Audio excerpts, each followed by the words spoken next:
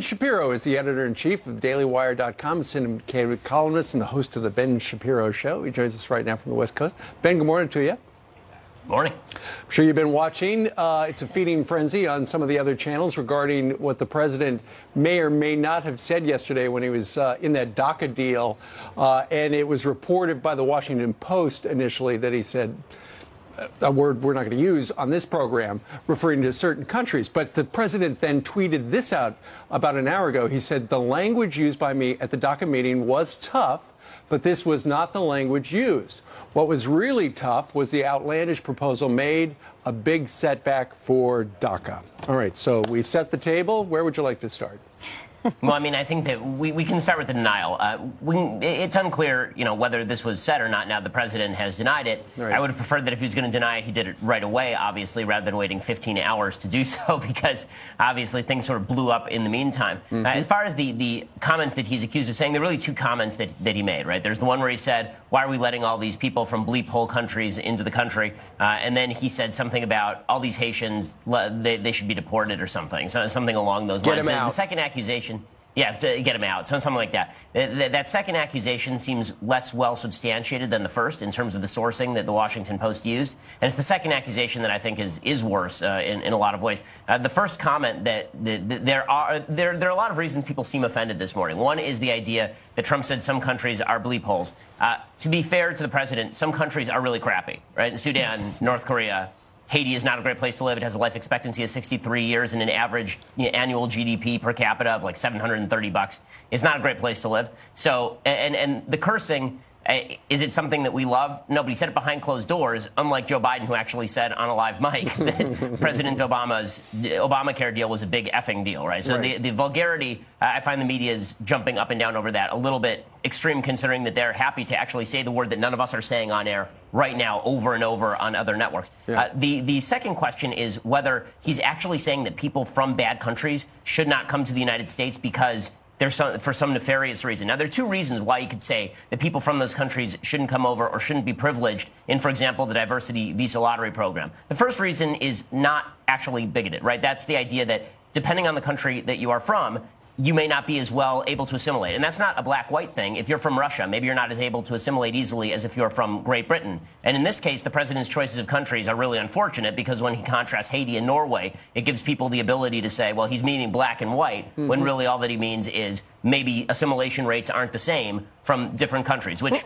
seems Ben, I'll go further than that. Norway was here 48 hours ago. The president, that was on the forefront of his mind, number one. And number two, per capita income is through the roof. So they say that in terms of quality of living. But people saw it in black and white. Right, exactly. So I think that's correct. The second way of reading it is the way which imputes bigotry to the president. I think it requires a little bit of a jump, and that's the idea the president was saying we don't want people from these bleep hole countries because they're bleep hole people. And I think that the media are taking it that way. Again, I think that requires a little bit of a leap. I'm not sure that that's exactly what the president was saying. And without his exact wording and without any context as to what he was saying, right. I think that how you view this is a Rorschach test on how you view the president. If you want him to be seen as a bigot, if you think he's a bigot already, you're going to jump to he's a bigot from these comments. Right. If you don't think he's a bigot, you're going to say that's not what he meant by this at all. Now, would I prefer he had not said this? Of course. But that's true about like half the stuff the president says for me. So that's fair, Ben. This is Rachel Campbell-Stuffy talking to you. I agree. Listen, I think some of our best immigrants have come from crappy governments and countries. So I'm a little bit perplexed by that, hoping he didn't actually say that. That said, when is he going to stop trusting the Democrats? I mean, we all say irreverent things, un-PC things when we think we're in a private setting. But gosh, I mean, he probably should know by now that the Democrats are out for blood. And no question that if you're going to say stuff like this, it's not particularly smart to say it in front of people who are not your political allies. You shouldn't say stuff like this to begin with, as you mentioned. And you're exactly right. One of the arguments in favor of bringing in people from bad countries is that they know what they're leaving, right? And a lot of our best immigrants are coming from places that are quite terrible, including my great-grandparents when they came over. And I think pretty much everybody in the country's great-grandparents came over from somewhere they considered bad, including the Pilgrims. So the idea that line works, but you're right that the president. I swear, if the man could just stay off Twitter and watch his mouth, he would rise 5 points in the approval ratings almost immediately. And the proof of this is that every time he goes out of the country and he doesn't have access to Twitter and he doesn't actually speak to the press and he's not talking to Democrats, his approval ratings rise 5 to 10 points. And he does actually very good in these settings, in these international settings as well. Sure. All right, so let's talk about Nancy Pelosi if we can, because she's getting a total pass here about what she says about the money that so-called average people are making and getting increases off this economic plan, and how she described the meeting that was held without her. First off, when she was told that $1,000 bonuses were being handed out and places like Walmart were raising up their minimum wage, this was her reaction. In terms of the bonus that corporate America received versus the crumbs that they are giving to workers to kind of put the schmooze on is so pathetic. Crumbs to put the schmooze on. Could you please, you live in California, can you explain what she's talking about? No. I have no idea what she's talking about. You know, as a Jewish person who uses the word schmooze pretty regularly, you don't put the schmooze on. That's not actually a thing. And beyond that, you know, when Nancy Pelosi says that people who are low income and getting raises because of the president's tax cuts and the Republican tax cuts, when she says that doesn't mean anything for those people, that's pretty derogatory toward people who she's supposed to be courting. I mean, I think the whole problem for the Democrats is they didn't win a lot of blue-collar votes in places like Ohio, Pennsylvania, Wisconsin, and now they're going around saying that if you get $1,000 back from your employer, you get a raise from your employer, it doesn't mean anything because it's not enough money. And maybe she should stop hanging out in Marin County and start hanging out in rural Ohio. Now, the second thing we wanted to bring up is what she said about the meeting that was taking place without her. The highest-ranking person there was Steny Hoyer. Nancy Pelosi came out and said, "What do you mean that meeting with a bunch of white guys? Five white guys? Maybe they should open up some type of other stand." I don't even know what that means, but Steny Hoyer was offended. I mean,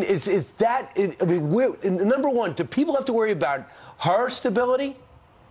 Well, I mean, I'm not sure that Nancy Pelosi has been all there for a while, but I'm not going to play armchair psychiatrist. I think the voters are going to have to decide whether or not they want Nancy Pelosi representing them, and in San Francisco, apparently they do. But Nancy Pelosi, you know, doing this routine about intersectionality with regard to congressional leadership. Well, the negotiations definitely would have gone differently if Nancy Pelosi were there. She's going to have to explain why she would have negotiated any differently than Steny Hoyer, who's her deputy. And I'm just confused. Is she on a different page than Steny Hoyer? Did Trump not invite her because she's a woman? Is that the implication? Because that seems pretty stupid, actually. Well, maybe President Trump should put the schmooze on her then and invite her next time.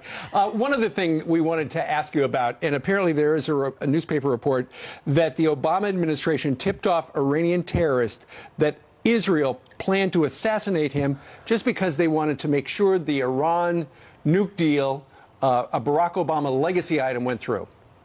Well, it wouldn't be the most surprising story. This comes from Haaretz, which is an Israeli newspaper that's usually well-sourced. They're reporting it secondhand based on another report. Ben Rhodes, the former national security advisor, essentially, to President Obama, apparently quasi-denied it on Twitter. But it wouldn't be a particular surprise for the Obama administration to be making provision for Iranian terrorists, considering there's an entire Politico report from Europe all about how they had done so for Hezbollah because they wanted to pay off the Iranian regime in order so they could ram through this nuclear deal. So your hackles always have to be up. Your kind of antenna have to be up whenever there's a story about the Obama administration trying to bend over backwards to help evil people on behalf of that Iran nuclear deal. They were lying to the American people continuously about it, of course. Ben, if this is true, this is the most powerful person in the Iranian Revolutionary Guard who is responsible really tangentially for many American deaths. That would be, you talk about a foreign policy disaster that needs to be investigated. Soleimani, this guy, we told him he's not allowed to leave the country, yet he turned up in Russia. So this would be something extraordinary if this is proven correct. It definitely would be a bombshell. And one of the things that's amazing is Tommy Vietor, who, of course, used to be a member of the Obama administration, apparently not when this story was broken. He came out and he said, well, why exactly is everybody so exercised? It's not like this guy Soleimani was like Osama bin Laden or something. That demonstrates the gap in understanding about terrorism that the Obama administration evidenced nearly every day in office. Absolutely. All right. Joining us today from the West Coast, Ben, thanks for getting up early. Have a great weekend. Thanks, a Ben. lot.